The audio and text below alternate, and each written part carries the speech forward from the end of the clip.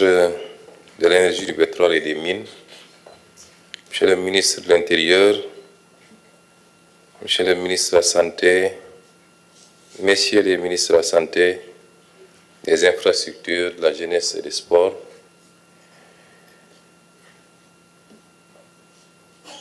honorables députés, membres de la Commission Énergie et Ressources minérales de l'Assemblée nationale, Madame la directrice générale de l'AME,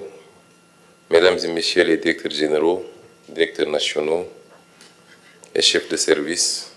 Mesdames et Messieurs les partenaires au développement, Mesdames et Messieurs les gestionnaires de l'énergie, distingués invités. ñu ngi am mbégte ñëw bokk ci cérémonie bi ànd ceeg ministère bi muy rek continuité ci li ñu defoon ci mois d'août muy conseil interministériel bu am solo boobu ñu jagle woon ko lépp li nga xam ne day jëm ci yàqanal rawatina yàqanal li nga xam ne mooy énergie te ci biir énergie ñu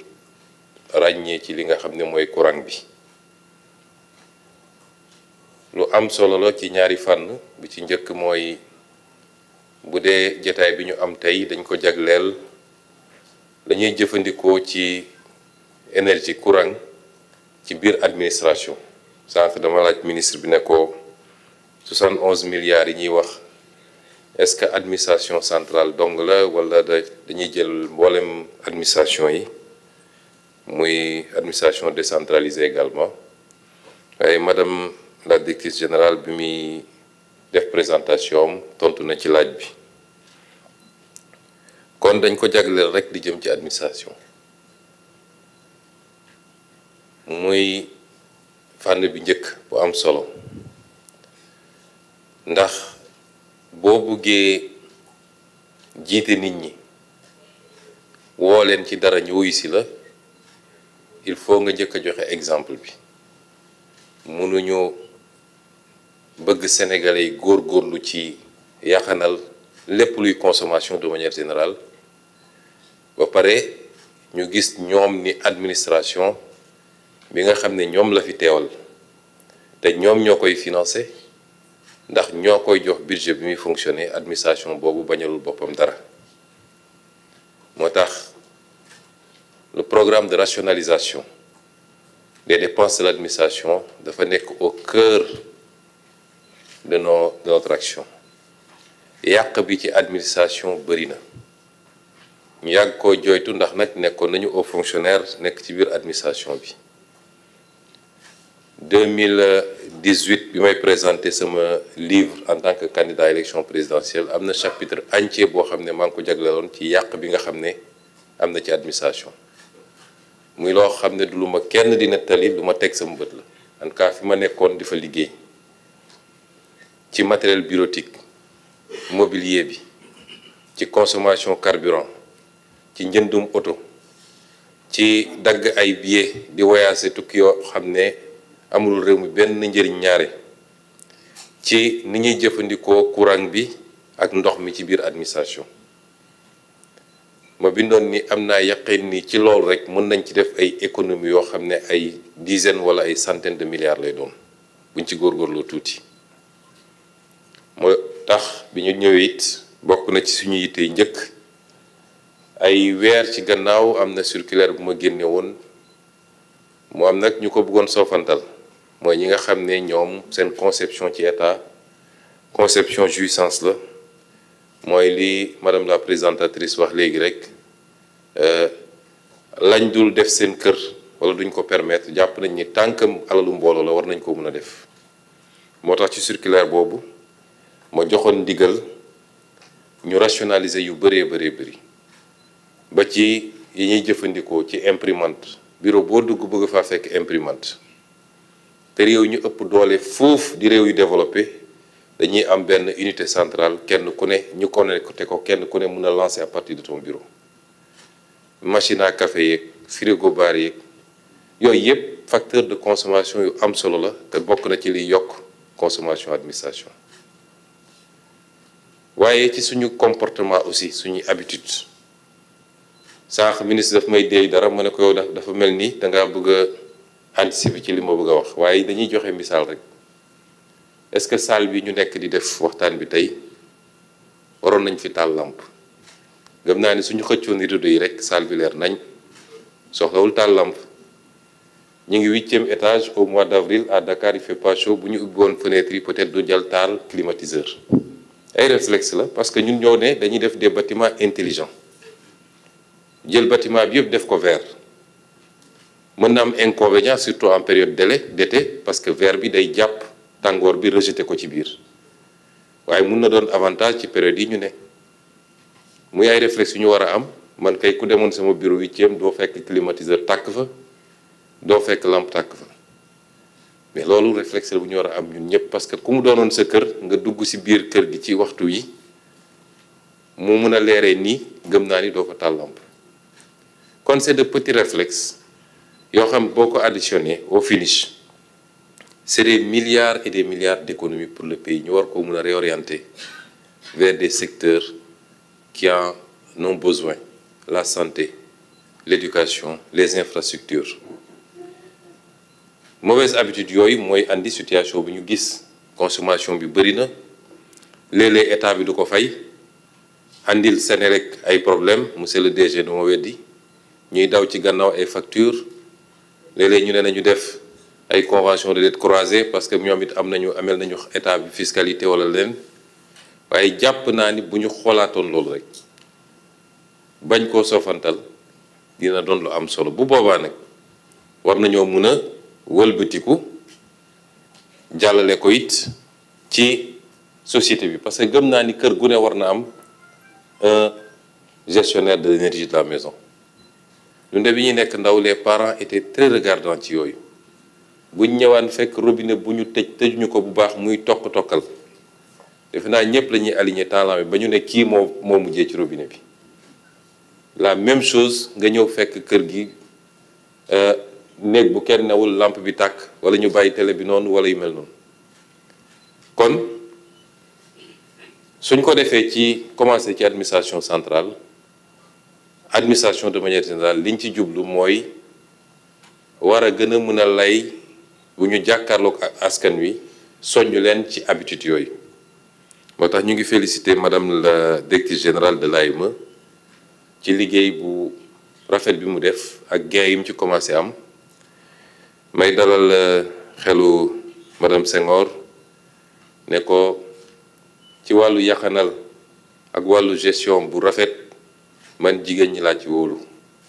bi may nekk impôt domaine daan naa wax ni lépp luy contact ak xaalis muy bureau de recouvrement yi su ma doon DG dama koy jox jigéen ñi ndax du ñu randal wala bëriwul te mën nañoo yàqanal bu baax a baax xanaa kay wàññi tuuti rek xew yu rëy yi waaye boo ci génnee loolu jàmbaar lañu loolu mooy premier volet bi ñaareel volet bi nag lii day dugg globalement ci politique énergétique gu état bi wax nañ ko waxaat ko et énergie dafa bokk ci l'une de nos plus grandes priorités parce que sans énergie en quantité suffisante en qualité et à coût abordable mënoo développer ab réew amul fenn ci àdduna Sénégal mënul développer wu ak énergie boo xam ne kilowatt heure bi dépassé na 100 francs defe naa war na nekk ay 117 francs monsieur le directeur général nga comparé ko ay réew yi nga xam ne ñu ngi ay 40 francs wala lu ko yées sax fii biir Afrique de l'Ouest am na réew yoo xam ne ñu ngi à 60 francs wala 65 francs investisseur bu war a ñëw bëgg a investir ba defe naa dina jafe mu tànn Sénégal au détriment de ces pays surtout nag bu fekkee yeneen facteurs yi ñuy soxla yépp ëppalewuñu leen ko ëppalewuñu leen ressources naturelles ëppalewuñu leen matières premières ëppalewuñu leen ressources humaines ndax ñun ñëpp ñoo bokk configuration démographique avec des populations majoritairement jeunes qui ne demandent qu'à être formées et à travailler donc énergie day doon un facteur discriminant dans cette compétition tey soo seetee li xew ci àdduna boo gisee réewu Amérique ak seen njiit yu bees di essayer imposer yeneen partenaires yi yenn affaires yi surtout ñi jëm ci Europe bokk na ci liñ leen gën a ëppale mooy énergie ndax ñoom am nañ seen pétrole seen gaz de schiste war a mën a jaay pétrole à des coûts très faibles. Je crois que nous tout il y a 1,5 wala 2,5 de différence ci coût énergie bi. Et comme je dis tout le temps, là où se trouve l'énergie, se trouve l'industrie, se trouve la production. Les pays d'Asie du Sud-Est l'ont réglé depuis longtemps, moo tax ñu mënoon am les délocalisations massives. Kon ñun ñëpp il faut ñu dëppoo xam ni problème mu énergie du problème mu Sénégal problème mu sénégalais yëpp la. Il faut qu'on réussisse ce pari. Réussir bi nag plan sur le moyen et le long terme la. Énergie ça coûte cher. Benn centrale bu 200 mégawatts nu mu tuuti na la coûter monsieur le DG je crois 200 milliards mënoo ko fa am moins que ça. Donc ça coûte très cher, c'est des investissements lourds qu'il nous faut planifier par rapport ak situation bi ñu fekk ci réew mi par rapport ak capacité réew mi.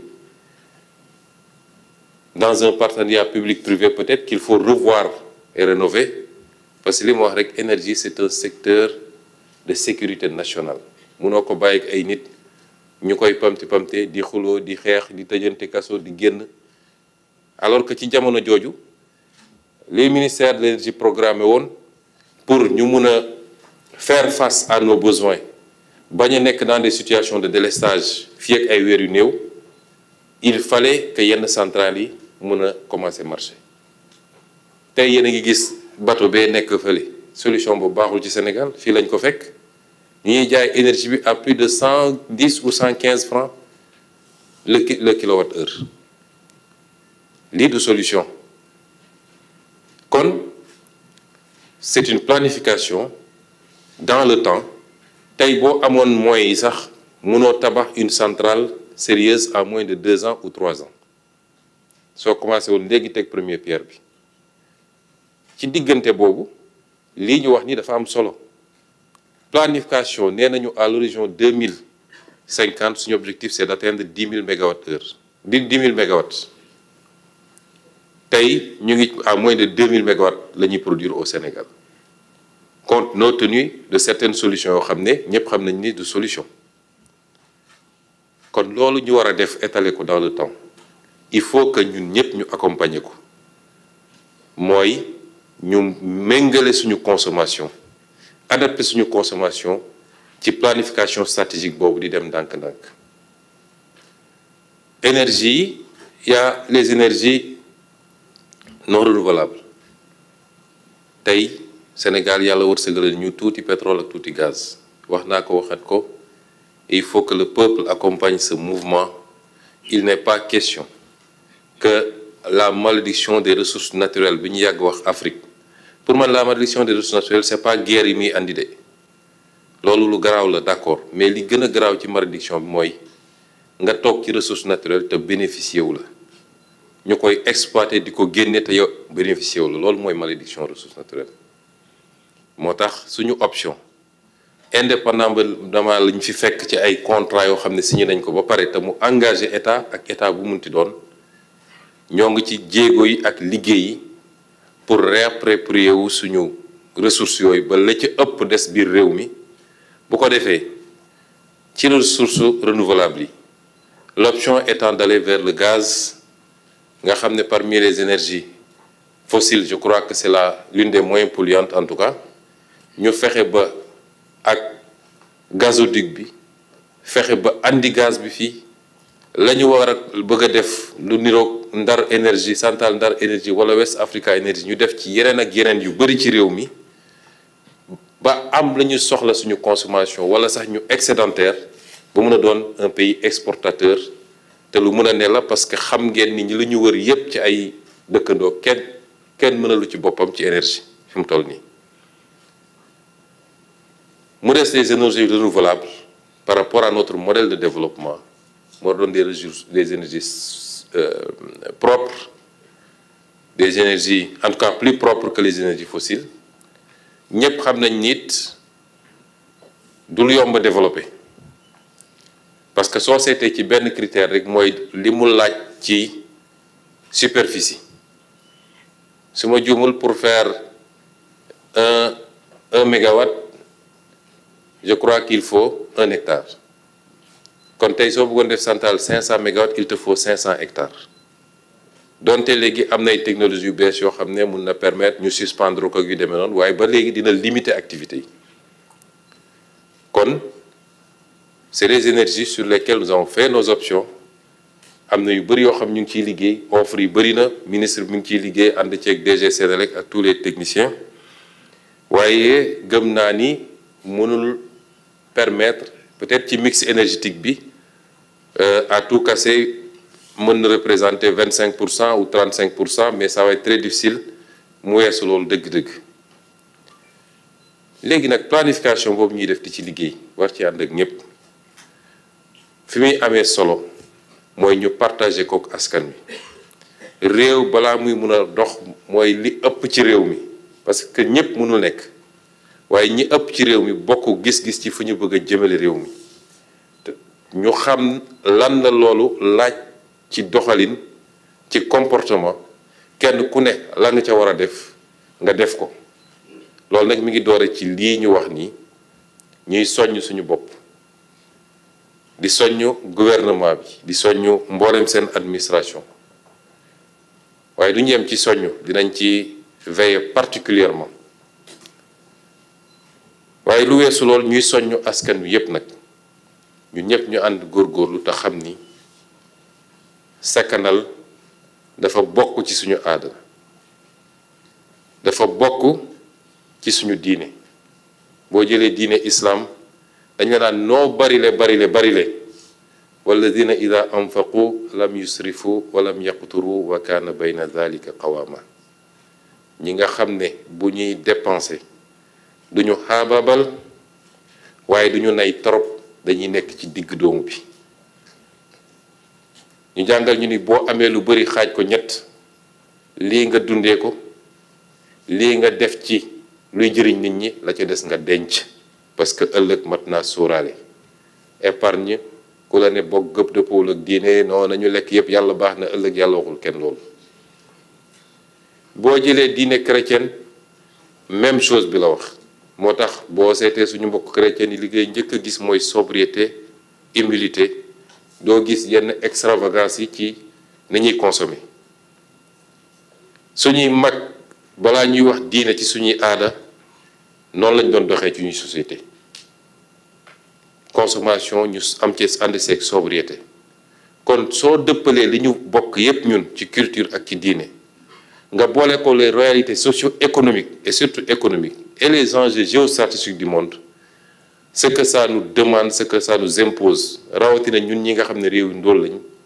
mooy ñuy góorgóorlu sur nos habitudes de consommation vivre en fonction de nos moyens et pas au-dessus te loolu bu ñu ko defoon defe naa tey